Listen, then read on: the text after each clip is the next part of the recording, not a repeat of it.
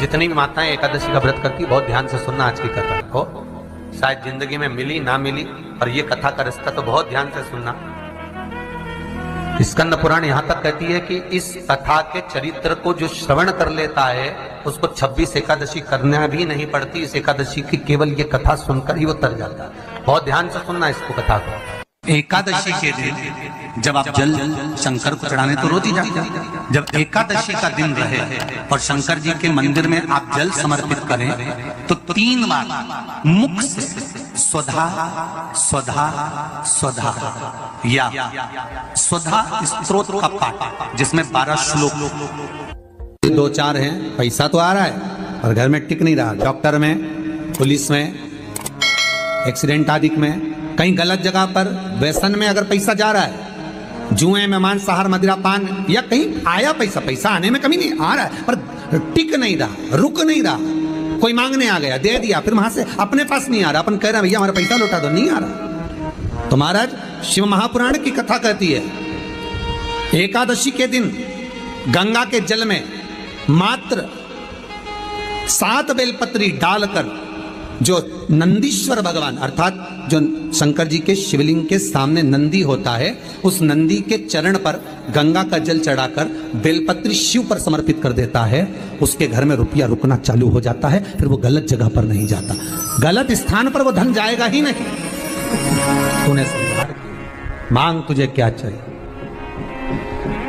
एकादशी ने भगवान विष्णु से कहा, नाथ प्रभु वर दे दो, मृत्यु लोक में जो मनुष्य मेरा व्रत करेगा, चाहे जलचर, थलचर, वायुचर या सांसारिक मनुष्य, मेरा अगर एकादशी का व्रत करेगा प्रभु, उसके यहां धन धान्य वैभव सुख संपदा बढ़ेगी और उस जीवात्मा को नरक नहीं भोगना पड़ेगा, सीधे बैकुंठ का उसको वास मिलेगा।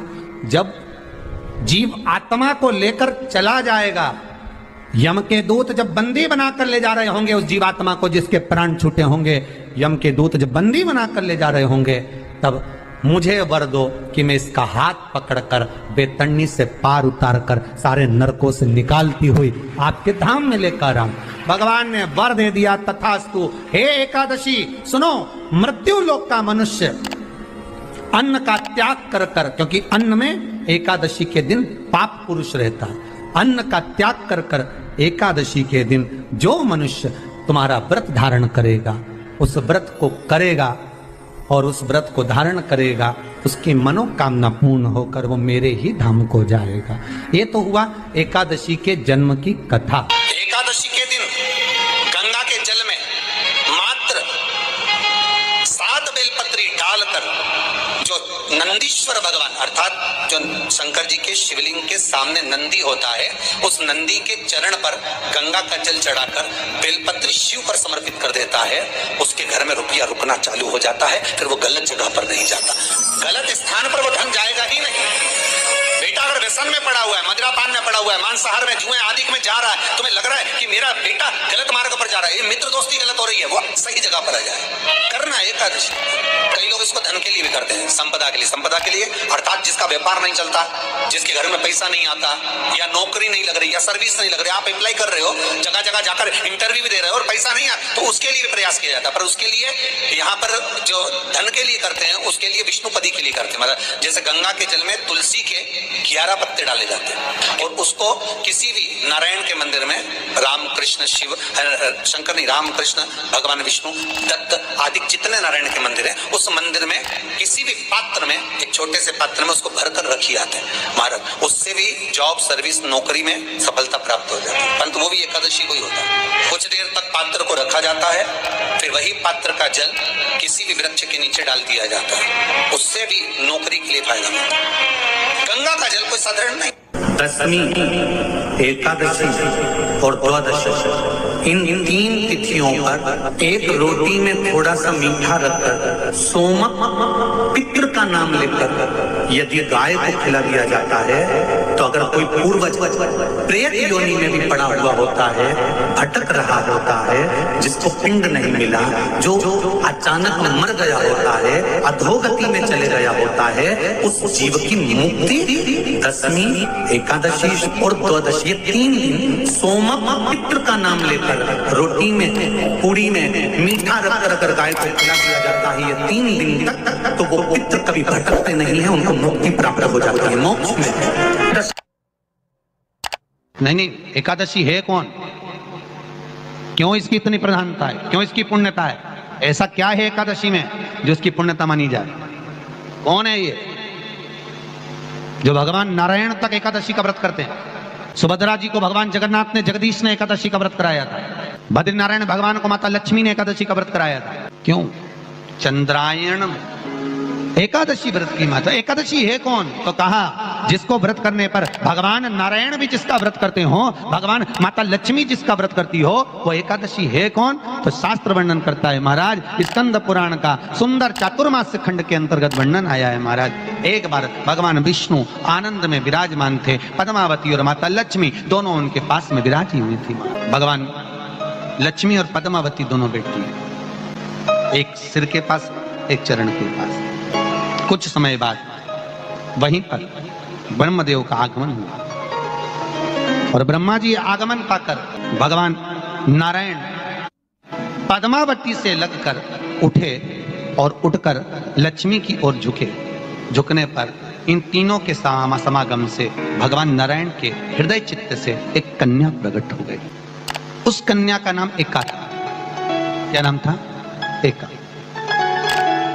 अब 10 उसके गुण इतने प्रबल थे, वो 10 गुण उसके बड़े प्रबल थे कि वो एका जिसको निहारती थी उसको संपदावान बना देती थी, जिसको देख लेती थी उसके जीवन में वो आनंद की अनुभूतियां करा देती थी। एका जिस मार्ग से जाती थी उस मार्ग के द्वार खोल देती थी। एका का पुण्य इतना पुण्य प्रखर। पद्मावती और लक्ष्मी ने कहा महाराज ये बेटी आपके द्वारा निर्मित हुई है, इसका कन्यादान करना चाहिए। हमारे यहाँ हिंदू धर्म में रीति है, जिस दिन कन्यादान करा जाता है उस दिन व्रत रखा जाता है। अब आजकल रखते कि नहीं रखते मालूम नहीं, और कन्यादान करते समय व्रत रखा जाता है। व्रत श्री शिवाय नमः। एकादशी के दिन कभी तुम बद्रीनाथ चले जाओ, एकादशी के दिन तुम द्वारका चले जाओ, एकादशी के दिन तुम तिरुपति चले जाओ, एकादशी के दिन तुम जगन्नाथ चले जाओ, एकादशी के दिन तुम्हारी मर्जी पड़े भगवान के किसी धाम में चले जाओ और भगवान को भोग लगाओ और उनकी थाली को झांक कर देखना, उसमें चावल जरूर मिलेगा। उसमें ऐसा नहीं है कि चावल नहीं मिलेगा। बद्रीनारायण में भगवान को चावल का भोग लगा हुआ मिलेगा, द्वारका में चावल का भोग लगा हुआ मिलेगा, आपको जगन्नाथ में चावल का भोग लगा हुआ मिलेगा, तिरुपति में मिलेगा, द्वारकाधीश में मिलेगा, नाथद्वारा में मिलेगा, सांवरिया शेष में मिलेगा, काकोली जी में मिलेगा। आप जहां जाओगे वहां पर एकादशी के दिन भगवान को चावल आएगा, क्योंकि भगवान के लिए परहेज नहीं है। जो काम में डूबा हुआ है, जो आसक्ति में डूबा हुआ है, जो लोभ में डूबा हुआ है, जो वासनाओं में डूबा हुआ है, जो तृष्णा में डूबा हुआ है, और जो माता के गर्भ से जन्म लिया, एकादशी के दिन चावल उसको नहीं खाना।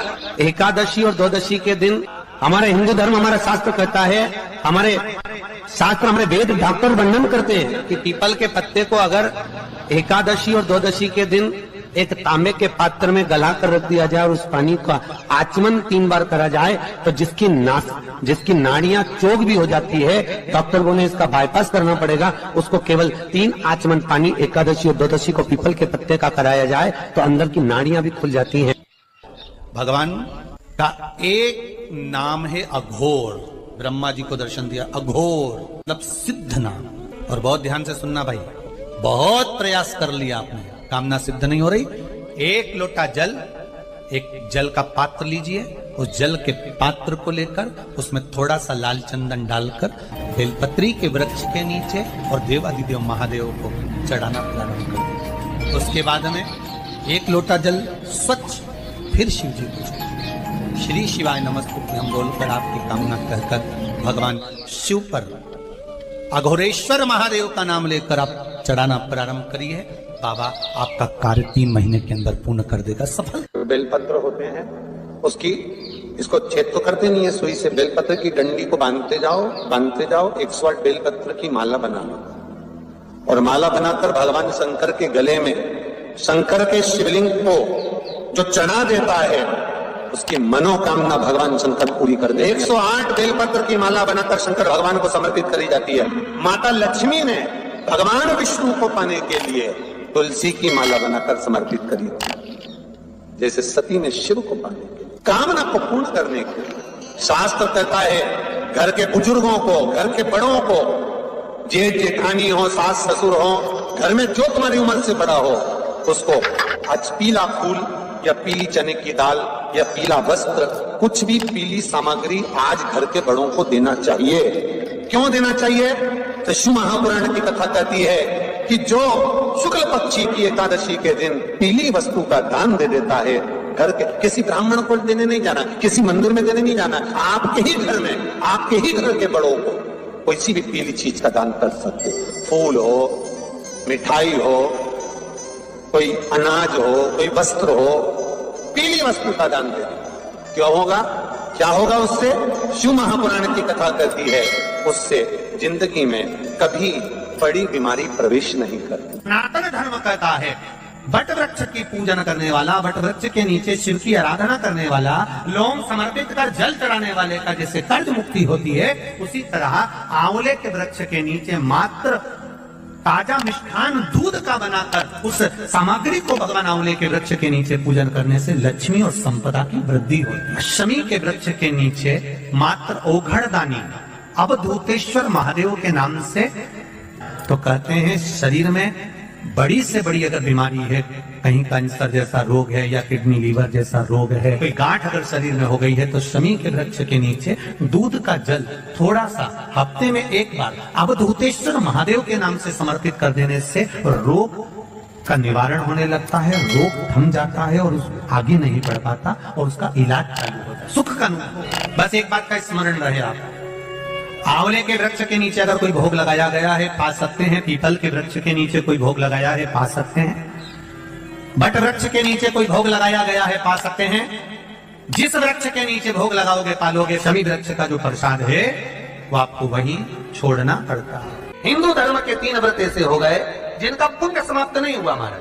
पहले नंबर पर एकादशी, दूसरे नंबर पर प्रदोष और तीसरे नंबर पर शिवरात्रि। एकादशी भी 26 है तो प्रदोष भी 26 है, शिवरात्रि केवल 12, और अगर अधिक मास की पड़ जावे तो ये 13, और अधिक की आय तो 13 है।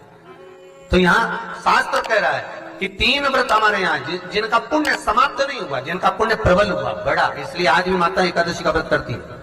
और एकादशी का व्रत कर अगर कोई जीवात्मा को देते हैं, कोई मर भी गया तो उसको एकादशी का दान देते हैं। बहुत ध्यान से आज की कथा सुनना कि एकादशी के दिन जब आप जल शंकर को चढ़ाने तो रोज ही जाते हैं। जब एकादशी का दिन रहे और शंकर जी के मंदिर में आप जल समर्पित करें तो 3 बार मुख से स्वधा स्वधा स्वधा या स्वधा स्त्रोत का पाठ, जिसमें 12 श्लोक 2-4 हैं। पैसा तो आ रहा है और घर में टिक नहीं रहा, डॉक्टर में, पुलिस में, एक्सीडेंट आदि में, कहीं गलत जगह पर व्यसन में अगर पैसा जा रहा है, जुए में, मांसाहार, मदिरा पान, या कहीं आया पैसा आने में कमी नहीं आ रहा है पर टिक नहीं रहा, रुक नहीं रहा, कोई मांगने आ गया दे दिया, फिर वहां से अपने पास नहीं आ रहा, अपन कह रहे हैं भैया हमारा पैसा लौटा दो, नहीं आ रहा। तो महाराज शिव महापुराण की कथा कहती है एकादशी के दिन गंगा के जल में मात्र 7 बेलपत्री डालकर, जो नंदीश्वर भगवान अर्थात जो शंकर जी के शिवलिंग के सामने नंदी होता है, उस नंदी के चरण पर गंगा का जल चढ़ाकर बेलपत्री शिव पर समर्पित कर देता है, उसके घर में रुपया रुकना चालू हो जाता है, फिर वो गलत जगह पर नहीं जाता, गलत स्थान पर वो धन जाएगा ही नहीं। तूने समझा, मांग तुझे क्या चाहिए।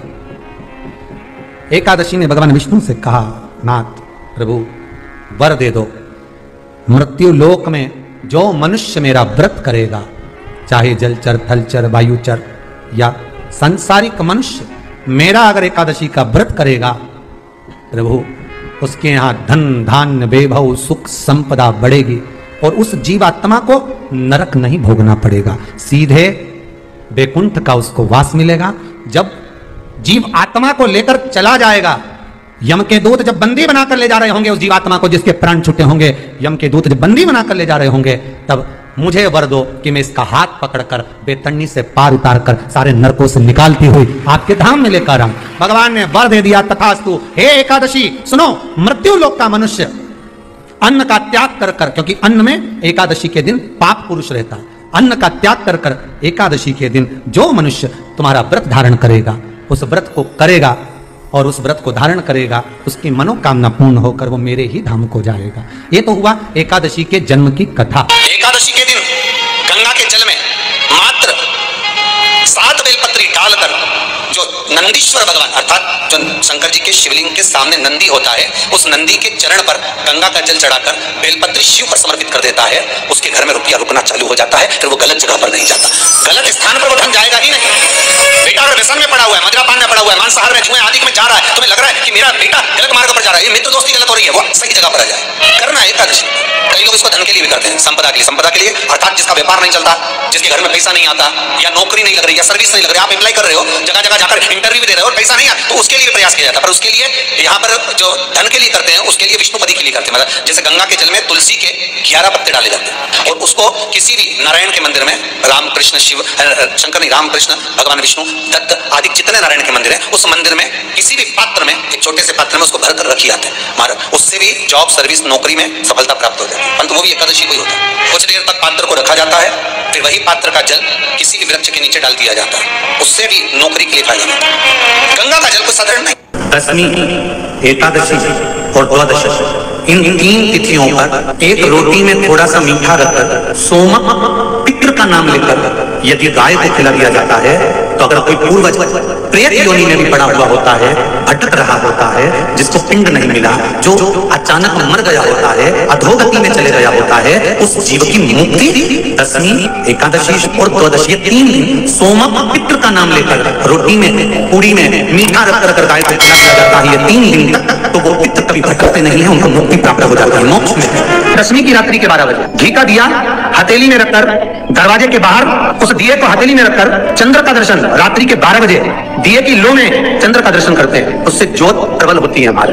या तो होगा वो नौमी की रात्रि 12 बजे या दशमी की रात्रि की 12 बजे चंद्र का दर्शन, दीप घी का हाथ में जलाकर, नाम गोत्र अपना बोलकर, नरसिंह भगवान का स्मरण कर ज्योति में चंद्र का स्मरण कर दर्शन किया जाता है। नेत्र कमजोर हो तो 3 या 4 दिन में ज्योतियों का क्रम बढ़ना प्रारंभ होता है। वैसे तो 15 दिन का लिखा है, पर शिव महापुराण कहती है 3-4 दिन का क्रम बहुत होगा, बढ़ता जाता है। केवल दशमी, चाहे उजाला की हो चाहे अंधेरे की। कौन से महादेव का नाम लेना है? श्रम्भेश्वर महादेव। जब कोई व्यक्ति चिड़चिड़ करता है, क्रोध करता है, गुस्सा करता है, तो महाराज शंकर भगवान का श्रम्भेश्वर महादेव का नाम लेकर 31 बेलपत्र, जिस व्यक्ति को क्रोध आता है उस व्यक्ति का स्मरण कर आखा चावल मतलब सेवे चावल के साथ एक बेलपत्र 31 बेलपत्र कर शिव जी के शिवलिंग पर समर्पित करी जाती है, मात्र दशमी की तिथि के लिए। केवल दशमी, चाहे उजाला की हो चाहे अंधेरे की। कौन से महादेव का नाम लेना है? श्रम्भेश्वर महादेव, शिव जी का एक। छोटे छोटे बच्चे रहते हैं, कुछ कुछ बच्चों को माता जबरदस्ती के भोजन कराती है, खिलाती है, ठोकती मारती खिलाती है। कुछ कुछ बच्चे ऐसे रहते हैं वो कुछ खा ही नहीं पाते, मुख में दो और वोमिटिंग कर देते हैं, उल्टी कर देते हैं। ऐसे बच्चों के लिए, या जिस व्यक्ति को भोजन पचता नहीं और उधर में एसिडिटी रहती हो और जलन टाइप की होती हो, उसके लिए भी श्रम्भेश्वर महादेव का स्मरण है। सुंदर व्याख्यान वर्णन किया है। श्रम्भेश्वर महादेव के ठीक सामने अर्थात भगवान शंकर के किसी भी शिवलिंग के सामने एक तांबे के लोटे में जल रख लीजिए और जल के अंदर 3 बेलपत्र डाल दीजिए, एक पीपल का पत्ता डाल दीजिए। शमी के 11 पत्ते कलश को छुआकर शंकर भगवान के शिवलिंग पर श्रम्भेश्वर महादेव के नाम से चढ़ा दीजिए। उस जल को उठाकर ले आइए, 1 रात्रि तक घर के अंदर रखना है। उस जल को श्रम्भेश्वर महादेव का नाम लेकर, जिस व्यक्ति को एसिडिटी होती हो या उधर खराब रहता हो या भोजन नहीं पचता हो या पेट से जुड़ी हुई प्रॉब्लम हो या बच्चों को भोजन कराते हैं और वो वोमिटिंग कर देते हो, ऐसे बच्चे को या भोजन नहीं भा रहा हो ऐसे व्यक्ति को उस जल को सवेरे दोपहर शाम 3 बार श्रम्भेश्वर महादेव का नाम लेकर आचमन कराना प्रारंभ कर दो, पिलाना चालू कर दीजिए। 3 या 4 दिन पिलाओगे, अपने आप उधर में भी आनंद रहेगा, बच्चा भोजन करना भी प्रारंभ कर देगा। श्रम्भेश्वर महादेव।